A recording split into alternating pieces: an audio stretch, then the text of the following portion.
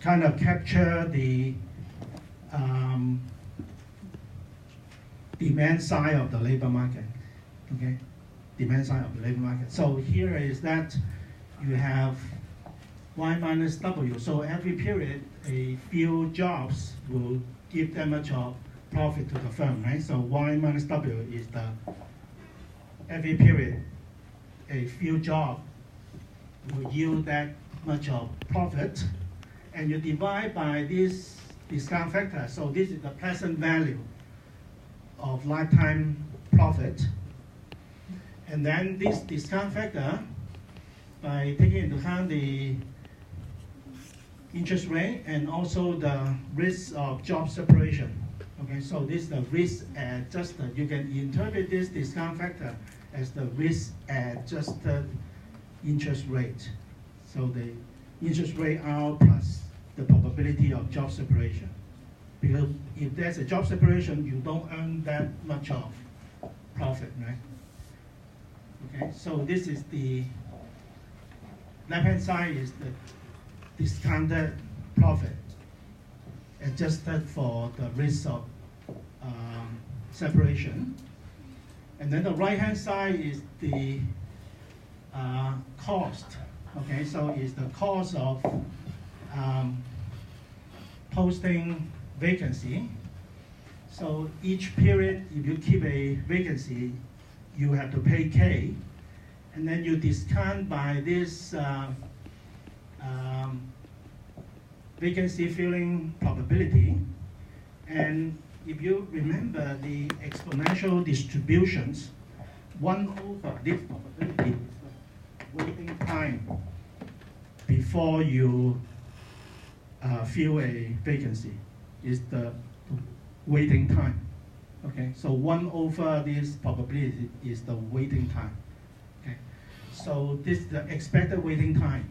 So this is the expected cost of keep a vacancy open.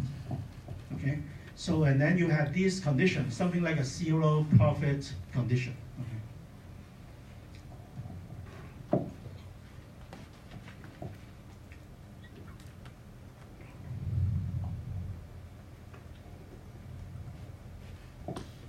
And then, so this thing is still not quite manageable. So you want to do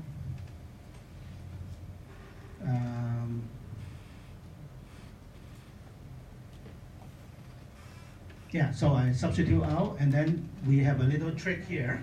So you see this term, so you have this job funding rate in the numerator, and then you have this vacancy filling rate in the denominator.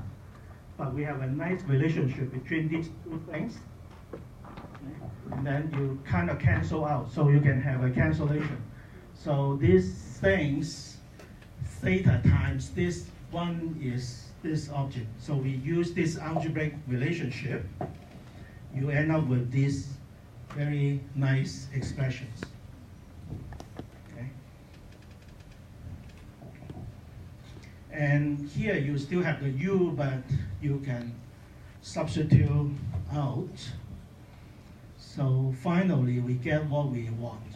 Okay, so this is the final result. Now, this final result is what the Nobel Prize paper tell you. They said, okay, use equation 6, 8, 9, substitution, blah, blah, blah. But then if you really want to do it, it take you a couple of hours to do it. And the worst thing is that you don't know why you want to do it. So that's why I show you this. See, I show you why.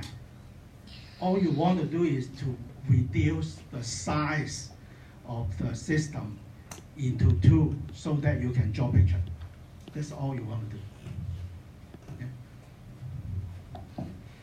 And also, now this approach, I like it a little bit more than the Williamson approach because the equation has nice interpretation. So if you do it this way, you end up with a wage equation. See, the equilibrium wage depends on these things. So the worker will get a share of the output, okay, and then keep a share of the unemployment benefit, and then with a share of this k times theta, okay? And so as you can see here, when you have this, compared with the one period model, you have this extra term here. In the one period model, you don't have that.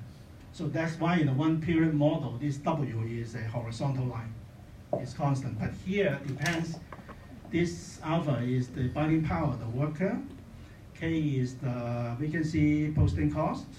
So therefore, this thing is positive. So when the market is tight, your wage should go up. Now in the one period model, you don't have this feature. And if you think about it, this is a reasonable thing.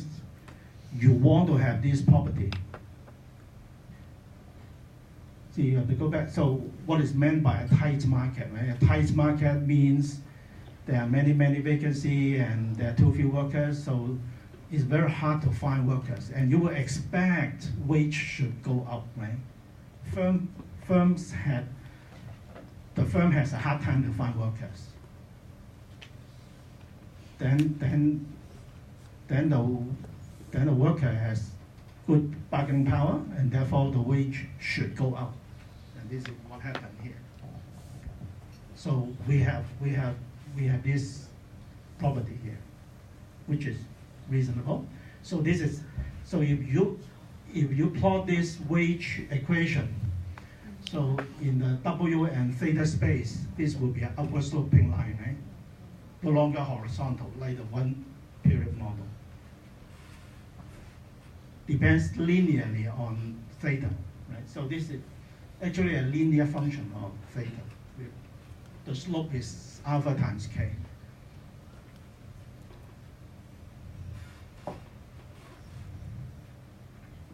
And then we call this the job creation condition, because this kind of look at the marginal conditions that characterize the decisions of the firm. And if you plot this, so you see here, these things has to do with W and theta, right? So if you plot them out, you should be able to find that is in a negative relationship.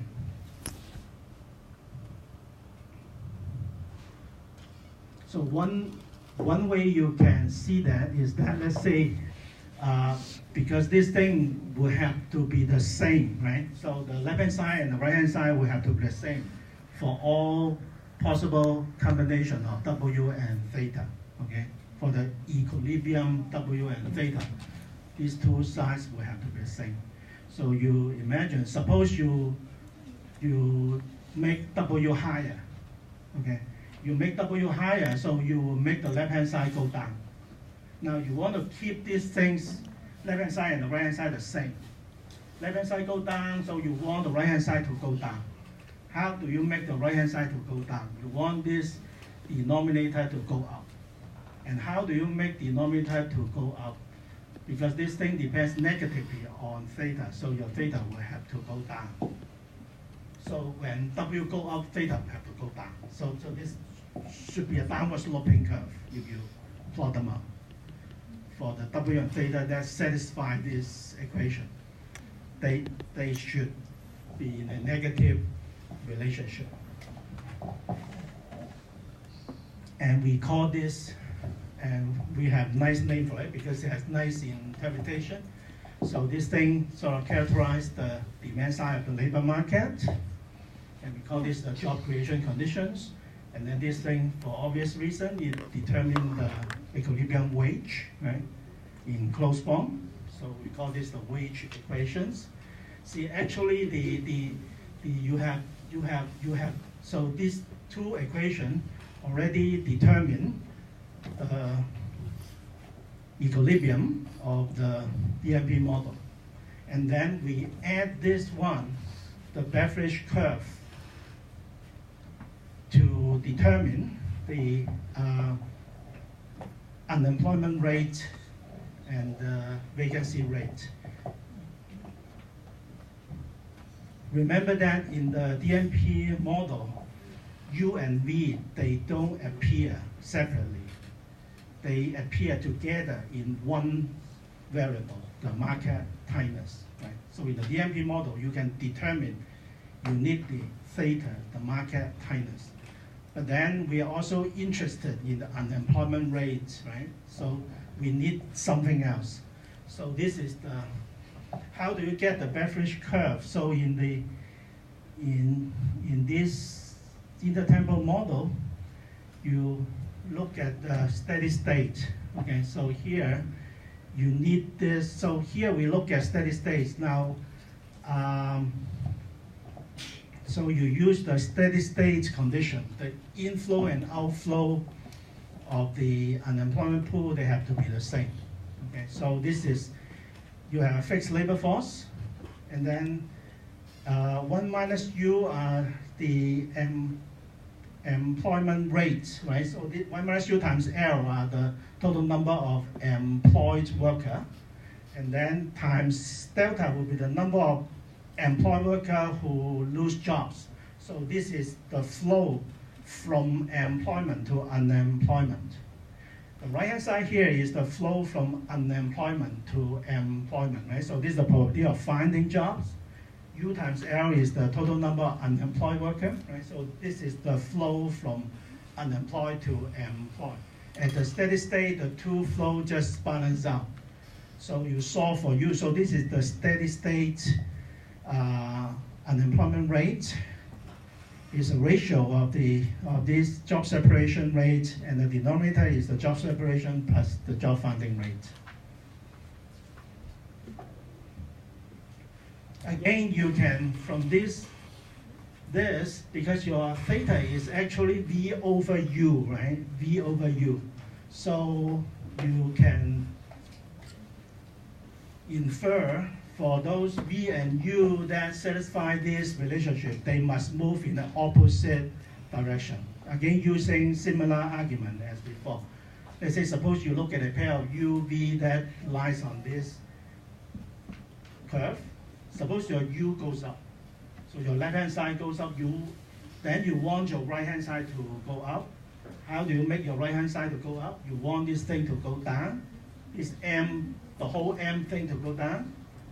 And how do you make the M thing to go down? You make your theta going down, because your theta is V over U. And you want it to go down, so but let's see. V, see how come? Yeah, your V over U. So, but your U go up, right? So yeah, I don't know, maybe. But let's see. If you look at a concrete example, I think it might be better. If you have the, yeah, you can substitute in the Kaptakas example, and then you should be able to find that U and V should be in a opposite, should be in a negative relationship. Okay, so basically you have a picture like this. Okay, so you use these three equations, and then one graphical way that you can determine all these variable of interest is that you plot the wage equation, which is a linear function, right? And then you plot the job creation conditions, negative relationship between W and theta, and then you see that they must intercept at only one point, so you need equilibrium wage and market tightness. And then from the BC, given any theta, you can fix a U. So graphically, you draw a line that has a slope of theta. So you determine theta from the left-hand figure, and then you draw a line that the slope equals to theta. Okay. And with this slope, then you map to a point, you determine the u. Okay, and then given the u, because theta is v over u, so you determine the v. So this is how you given the theta, you can locate the equilibrium u and v, right? So another way to see that is that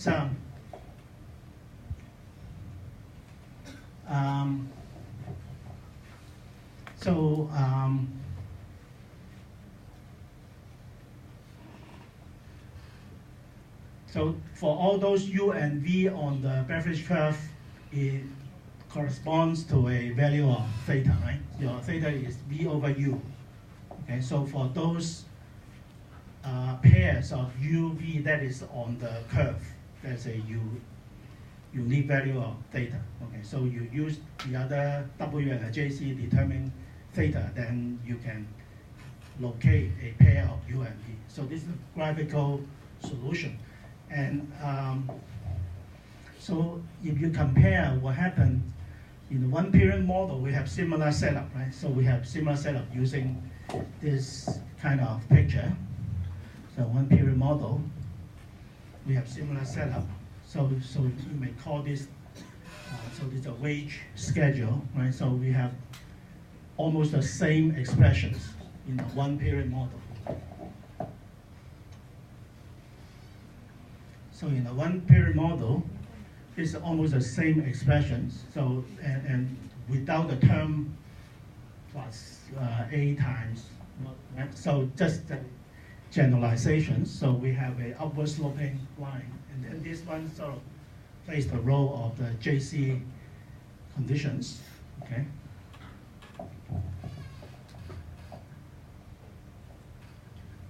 So that and let's take a break.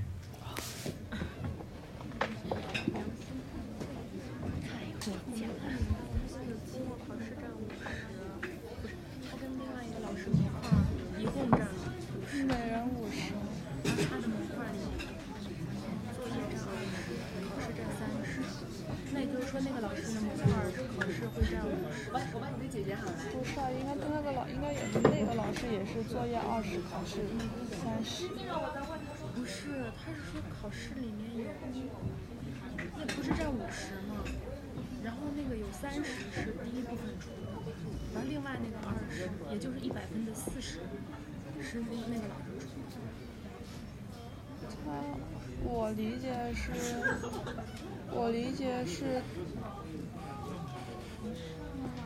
他说这个，他说30%以final exam， 就相当于这里面有30%的分。因为他这20%里面，是他50%里面有一个20%的作业，30%的考试嘛。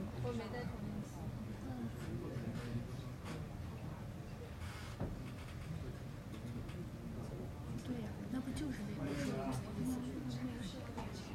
就是考试里面有30%的分嘛，因为他们俩是对半比的呀。然后呢？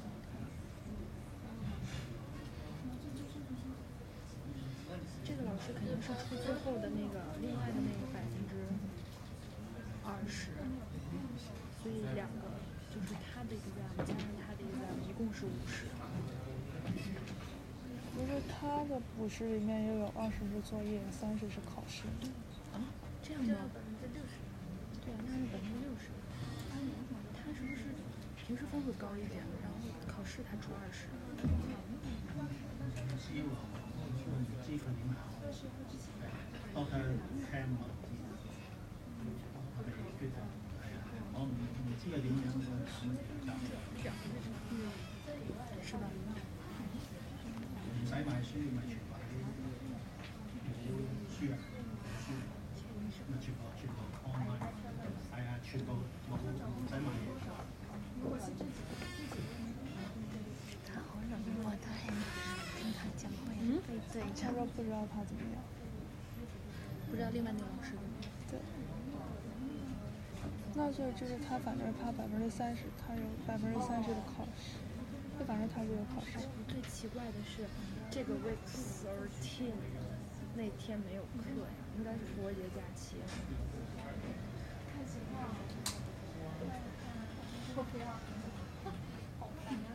你看这10几号，这肯定是放假的 ，Good Friday。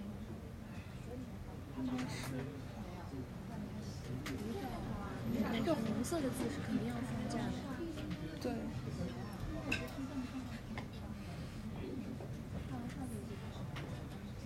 我想回家。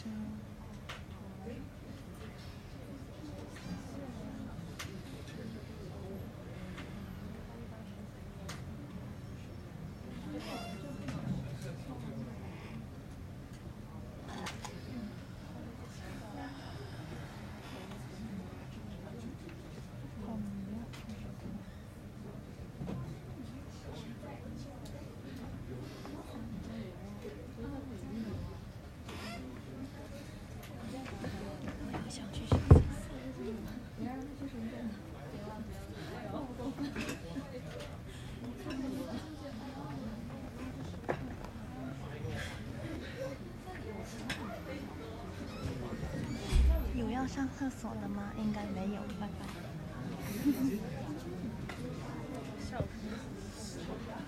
上面要自问自答。谁呀？好热了。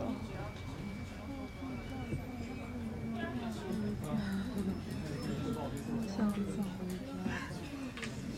主要是这个位置太干净，一走他就发现这缺了个人。没打好的。你是要在食堂吃吗？这反射弧有点慢。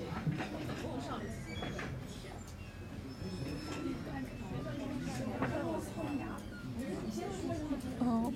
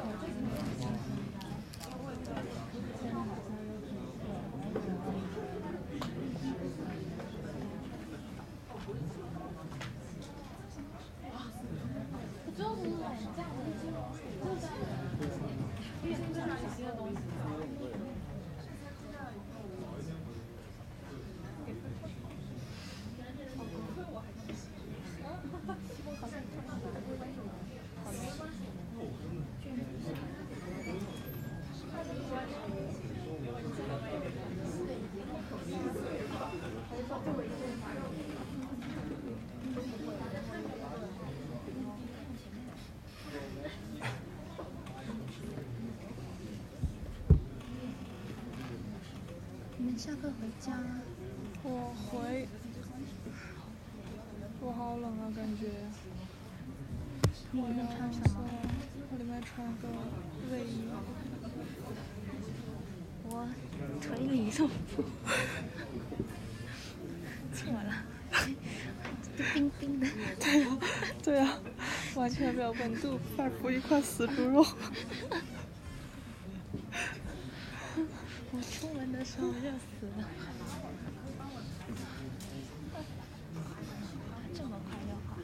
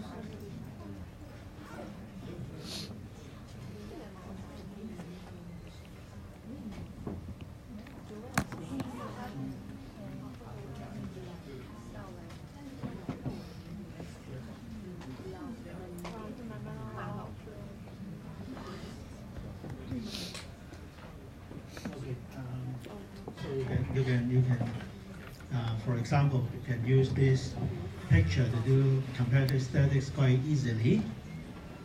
And so you look at this system.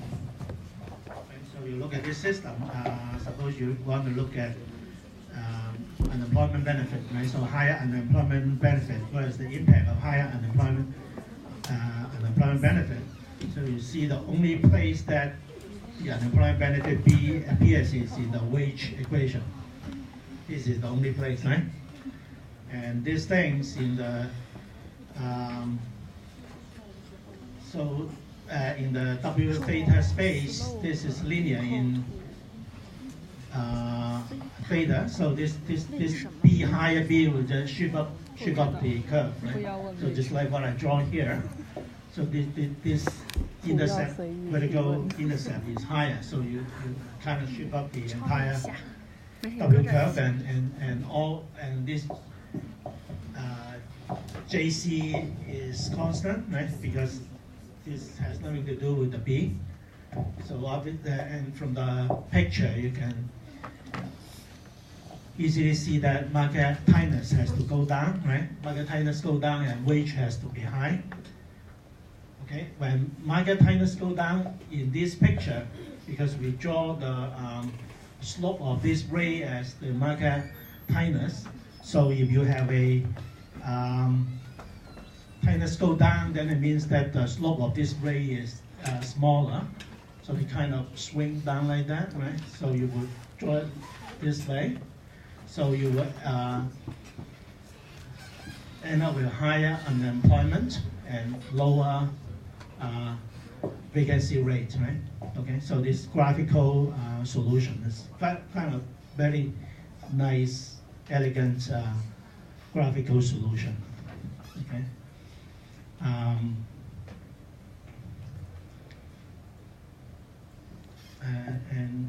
Here you can from the equation, I guess you can also see that, right? So you have high. So from the picture, so from the by drawing these two job creation and wage equation, so your conclusion is that higher P will give you will result in lower theta and higher W. Okay, lower theta here will make this job finding rate lower. Okay, and because this is in the denominator, right? So you are dividing something smaller. So this ratio should go up, right? So by just the same things that you find from the picture. So you have a higher U, okay, and the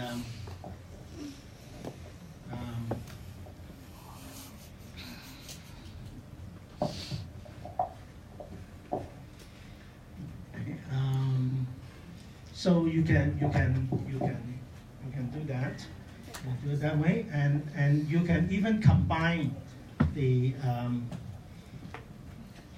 the method in the Williamson, sometimes it might be easy to look at the two things together. Okay. So, for example, you can now this approach will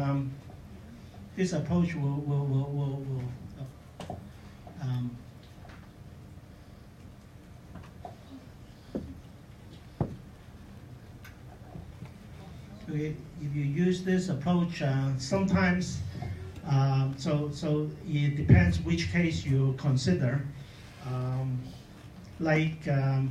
Suppose you want to look at the impact of job separation. So this interpretation would be this is a sectoral shock, right? So a sectoral shock, structural change in the economy.